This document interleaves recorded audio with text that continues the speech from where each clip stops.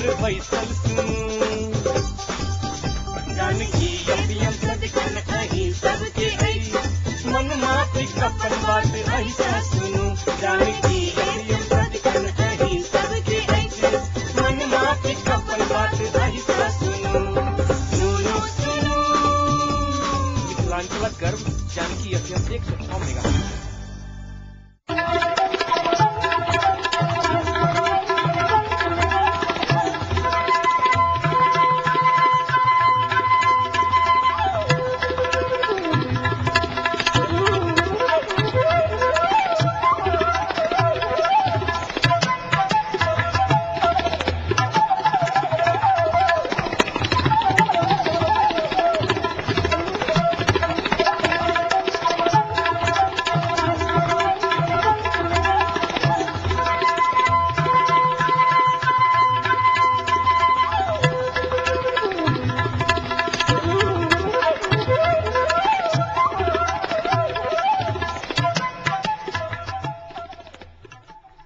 नमस्कार, Janaki FM 106 megahertz Janaki समाचार में अपने के स्वागत है।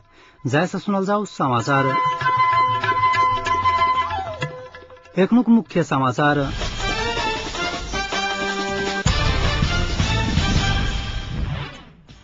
प्रधानमंत्री प्रत्याशी एवं कांग्रेसक नेता पौडेल प्रधानमंत्री निर्वाचन में 15 बेर पराजित।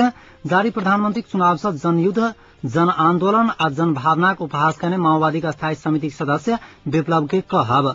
तीनों पैघ दलक बेईमानी के कारण समय में संविधान नहीं बनल। सद्भावना पार्टी का अध्यक्ष महतो का आरोप। आ बिहार विधानसभा 4 चरणक मतदान सम्पन्न।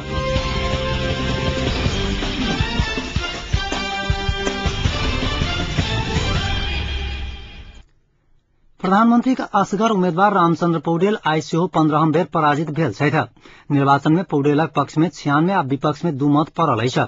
129 सभासद उपस्थित मतदान प्रक्रिया में 31 सभासद सब तटस्थ बैसल छलथि। प्रधानमंत्री चयन के लेल पुनः 16 चरणक निर्वाचन कार्तिक 18 गते बेरुपहर 3 बजे के लेल तय कयल गेल अछि। 7म बेर धरि के चुनाव से माओवादी अध्यक्ष पुष्पकमल दाहाल संग प्रतिस्पर्धा कयने कांग्रेस संसदीय दलक नेता रामचंद्र पौडेल ओहि के बाद 8 बेरक निर्वाचन में असगरे पराजित भेल छथि। असगरे भेला के बादो हुनका निर्वाचित होबक लेल सदनक कुल सदस्य संख्या के बहुमत आवश्यक अछि। विगत अखाड़ 16 गते प्रधानमंत्री माधव कुमार नेपाल राजीनामा देलाक पश्चात देश काम चलाओ सरकार के भर में चलि रहल अछि। माओवादी आ एमालेक पक्ष में बहुमत रहला के बादो कांग्रेसक उम्मीदवार पौडेल सहमति में अपन उम्मीदवारी फिर्ता नहीं लेबा धरि नया प्रक्रिया शुरू नहीं हैत बताओल गेल अछि।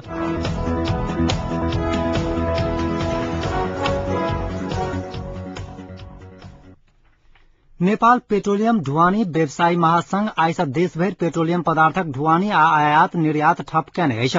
महासंघक वरिष्ठ उपाध्यक्ष मनोज दास महासंघ आगा घुसखोरने मांग संबंध में नेपाल आयल निगम संग वार्ता जारी रहला के बादो आई आ काल्हि 2 दिन के लेल देशभर ईंधन के आयात निर्यात ठप कयल गेल जानकारी देलनि अछि।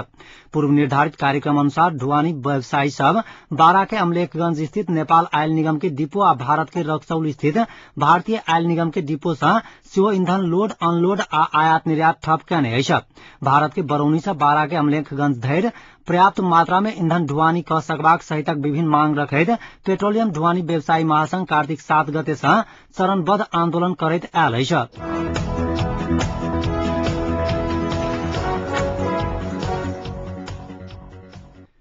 सद्भावना पार्टी का अध्यक्ष राजेन्द्र महतो 3 पैघ दलक बेईमानी के कारण निर्धारित समय में संविधान नहीं बनल आरोप लगौलनि अछि। दशैं दियाबाती के अवसर में सद्भावना पार्टी धनुषा द्वारा जनकपुर में आयोजित शुभकामना आदान प्रदान तथा चायपान कार्यक्रम में बजैत महतो ई आरोप लगौलनि अछि। आपूर्ति मंत्री सेहो रहल महतो जाधरि तीनू पैघ दल जनता प्रति जवाबदेही नहीं हेतैक ताधरि संविधान नहीं बनतैक दावा कयलनि अछि।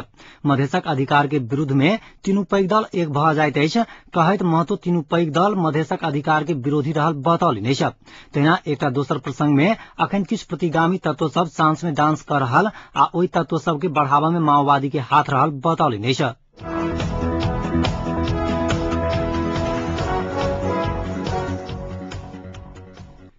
नेपाल उद्योग वाणिज्य महासंघक पूर्व अध्यक्ष पशुपति गिरी के आई निधन भेल छथि। मुटु हृदयघात रोग से पीड़ित 79 वर्षीय गिरी के काठमांडू महाराजगंज स्थित शिक्षण अस्पताल में इलाज के क्रम में मृत्यु भेल छैन। गिरी के आइए पशुपति आर्यघाट में अंत्येष्टि कैल जात बुझवा में आयल है। महासंघ कार्यवाहक अध्यक्ष सूरज वैद्य आ उपाध्यक्ष भास्कर राजकर्णिकार महासंघक झण्डा ओढ़ाक गिरी प्रति अंतिम श्रद्धांजलि अर्पण कैने छलैथ।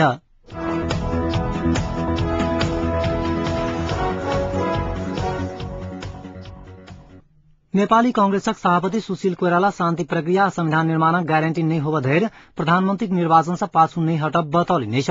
स्विस सभामुख पास्केल ब्रूडर 20 संघक भेट पश्चात संचारकर्मी सब संग प्रतिक्रिया दैत सभापति कोइराला लड़ाकू समायोजन अर्धसैनिक संरचना भंग आ कब्जा कयल गेल जगह फिर्ता करक विषय में सहमति नहीं होब धरि उम्मेदवारी फिर्ता लेबाक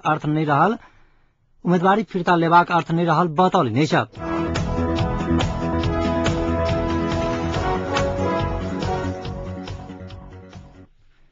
एकीकृत नेकपा माओवादी स्थायी समिति सदस्य नेत्र विक्रम चंद्र विप्लव जारी प्रधानमंत्री चुनाव से जनयुद्ध जन आंदोलन आ जनभावना को उपहास कहने बतौलिने छ। बुटबल में आई संचारकर्मी सब संग बातचीत करत नेता विप्लव प्रधानमंत्री पद के लिए नेपाली कांग्रेसक नेता रामचंद्र पौडेलक अर्थविहीन उम्मीदवारी से अंतरिम संविधानक मर्म आ लोकतंत्र के सहित खिल्ली उड़ाउने उल्लेख कैलिने छ।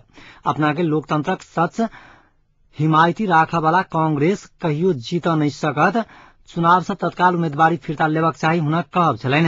एखनुक राजनैतिक संकट कांग्रेस आ एमालेक द्वैध मानसिकताक कारण आयल नेता विप्लव के धारणा छलैन।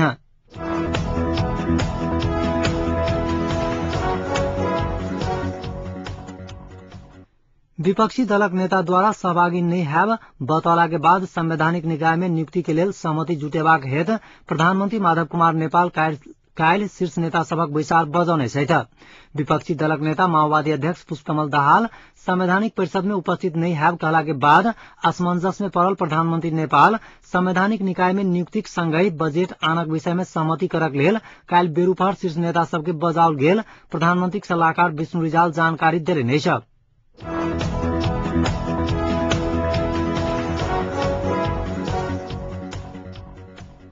भारतक बिहार में 42 सीट के लेल आई 4 चरणक विधानसभा चुनाव सम्पन्न भेल अछि। 42 सीट के लेल बिहारक 8टा जिला में भेल मतदान में कुल 51% मत खसल अछि। खगड़िया में 53%, लखीसराय में 48%, पटना में 51.9%, बेगूसराय में 55%, बांका में 45.5%, भागलपुर में 52.5%, मुंगेर में 46.3% आ जमुई में 48% मतदान भेल अछि। आई 4 चरणक मतदान धरि में 182 सीट पर मतदान सम्पन्न भ चुकल अछि त 61टा सीट पर मतदान होबाक बाँकी अछि।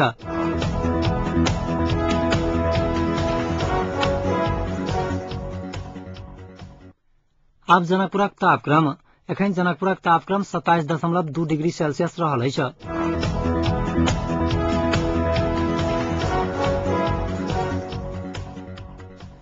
अंत में पुनः एक बेर मुख्य समाचार।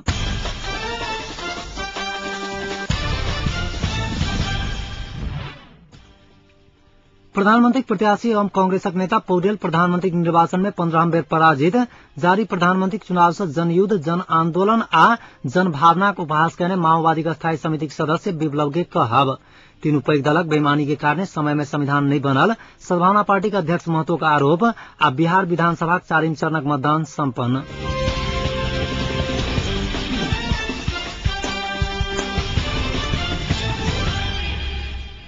एखनुक समाचार एतै समाप्त होइतै। पुनः जानकी समाचार ला उपस्थित है। नमस्कार।